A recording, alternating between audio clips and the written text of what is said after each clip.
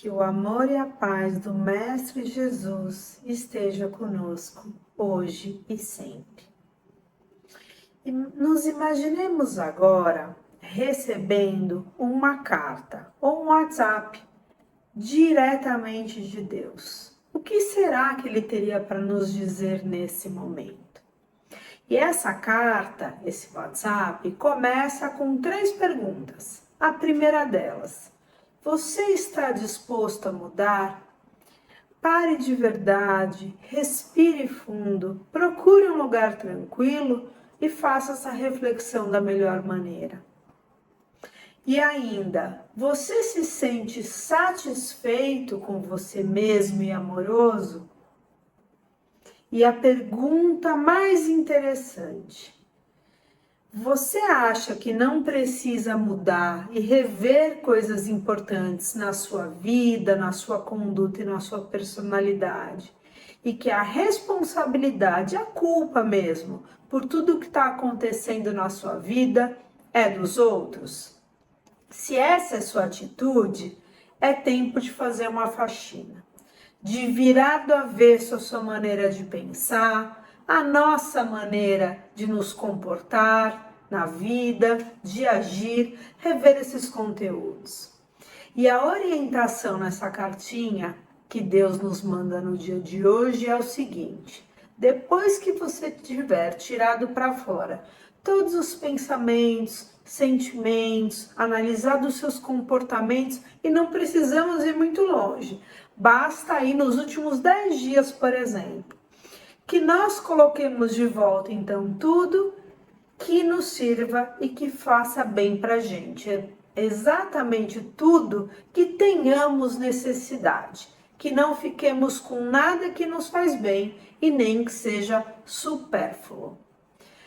Muitas vezes acabamos fazendo a faxina, nas nossas casas, numa gaveta, numa caixa, num armário, e exatamente com o objetivo de não usar mais aquilo que nos serve. A oportunidade de fazer isso com os nossos pensamentos, com os nossos sentimentos e atitudes, também não deixa de ser interessante nos dias de hoje, não é verdade? E Deus termina essa carta de uma maneira muito bonita, dizendo o seguinte: quanto mais vazio nós estivermos, melhores, porque só aí teremos espaço para ser preenchido novamente. E é quando você não tem nada e se sente completamente vazio que eu posso me aproximar. Portanto, ele complementa: não se desespere se você se sentir despojado de tudo. Sabe quando temos a sensação que até o chão nos falta ou que não temos o apoio necessário de quem precisamos? Então, Deus nos diz: chamem a mim e eu lhe darei o reino. Eu não nego nada às almas que me procuram. A minha ajuda e orientação se pede com verdadeira humildade e amor. Então, o trecho da explanação de hoje, são palavras de Jesus, escritas por Mateus, no capítulo 13, versículo 27, tem a seguinte pergunta: Senhor, não semeastes boa semente no teu campo? Como então está cheio de joio? E a reflexão que precisamos fazer hoje juntos é: por que será que isso ocorre? Por que ainda temos dificuldade em separar o joio do trigo e discernir o nosso comportamento para o bem e para o mal? Ou muitas vezes porque já discernimos aquilo que não nos faz bem e ainda assim caímos em tentação, atuando naquelas questões que nós nos orgulhamos pouquíssimo, não é verdade? No Livro dos Espíritos, de Allan Kardec, na questão 114, ele faz a seguinte pergunta para os espíritos: os espíritos são bons ou maus por natureza? Ou são eles mesmos que procuram melhorar-se? E a resposta é muito clara: são os próprios espíritos que melhoram, e melhorando, passam de uma ordem inferior para uma ordem superior. Dessa maneira, ele nos diz que temos possibilidade de escolha, o que é libertador, ou seja, que separar o joio do trigo, ou aquilo que já não nos serve mais, como essa cartinha, né, de Deus para nós, é uma reflexão importante para se fazer durante uma encarnação. Espíritas que somos, sabemos que viemos aqui para esse mundo para reforma íntima, portanto, para trabalhar fortemente na nossa evolução espiritual e evolução moral também. No livro Cura e Libertação, de José Carlos de Luca, no capítulo Livre-Arbítrio e Responsabilidade, ele nos diz que temos a tendência, todos nós seres humanos, a colocar a culpa ou a responsabilidade dos nossos problemas em terceiros.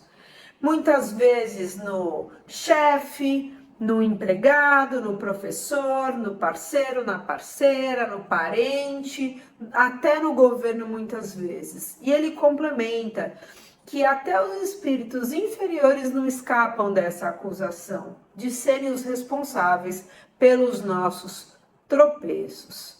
No entanto, conforme essa historinha inicial, nós estamos entulhando nas nossas vidas, através dos nossos pensamentos, comportamentos, coisas que não nos servem mais e que na verdade nunca serviram. E através de abrir espaço para essa renovação, que Deus, que o Evangelho de Jesus pode se fazer vivo na nossa vida. Porque se nós não mudarmos, o entorno não vai mudar como mágica. É aquela famosa frase: se eu não mudo minha vida, nada muda. Se eu fizer as mesmas coisas que fiz até hoje, eu terei os mesmos resultados. Então, o convite, inclusive, é que não nos ocupemos sendo juízes ou analistas da vida alheia. A reforma ela é íntima, ela é interior, é o que cada um de nós pode, com muita amorosidade e humildade, fazer por nós mesmos. Se precisarmos até conversar sobre um tema delicado com o outro, apontar alguma questão, dar até um conselho, que possamos fazer da nossa língua um instrumento de amor, fazer com tranquilidade, com uma intenção de melhoria, e não de descarregar o tal falei tô leve, como se diz nos dias de hoje. Portanto, um ponto e uma vírgula que mudam o sentido da frase podem mudar uma vida e uma consequência de alguma coisa através de uma fofoca, de uma consideração não muito acertada. É comum ficarmos parados para encontrar a luz no final do túnel. Não é assim que a gente diz quando eu tenho um problema? Não estou conseguindo ver a luz no final do túnel. Mas não é raro, muitas vezes, permanecermos muito tempo nesse túnel, às vezes uma vida toda, uma encarnação inteira. E ficamos presos porque temos dificuldade em pegar a nossa responsabilidade nesse todo. E colocamos muitas vezes a responsabilidade nos outros, quando muitas vezes nós somos os responsáveis por algumas questões que nós temos, seja pelo nosso pensamento, pela nossa omissão, aquilo que a gente falou, que não falou, que só pensou, que deixou de fazer. Em outras ocasiões, precisamos ainda passar por certas experiências. Nós sabemos disso, que algumas delas são combinadas antes de encarnarmos aqui no planeta Terra. E elas são necessárias para o nosso crescimento.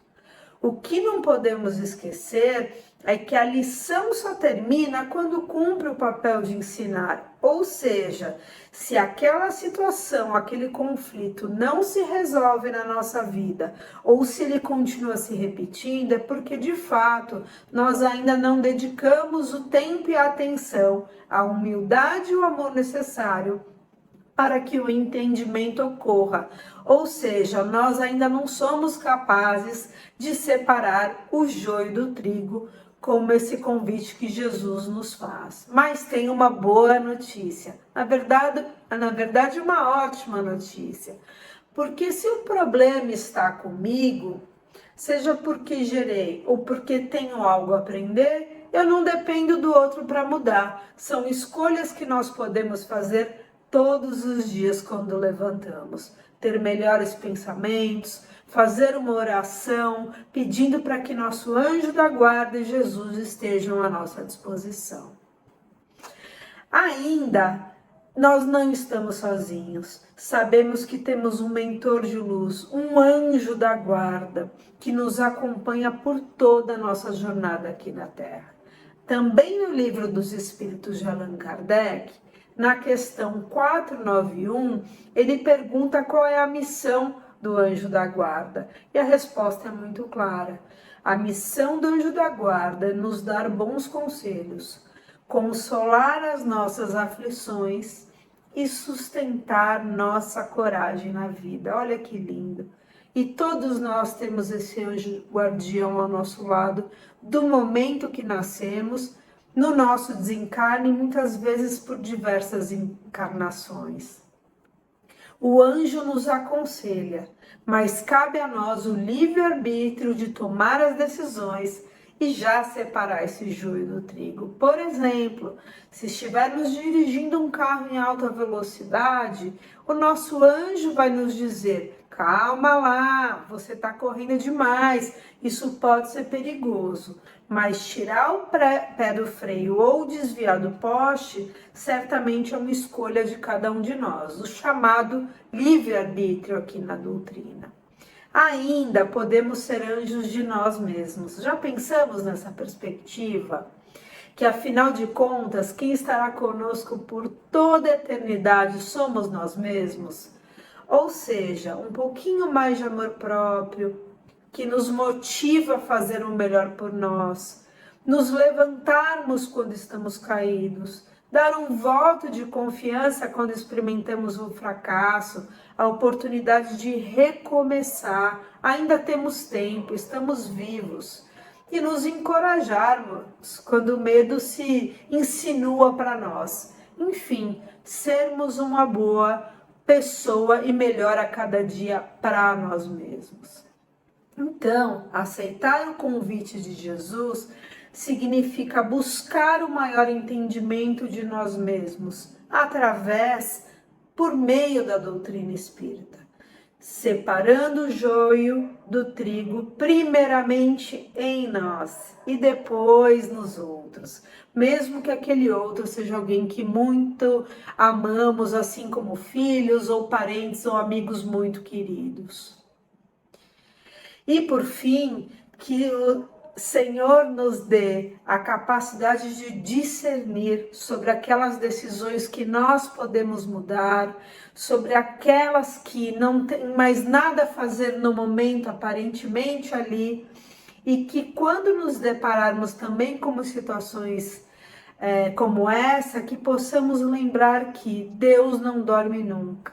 Ele está sempre acordado, zelando por nós.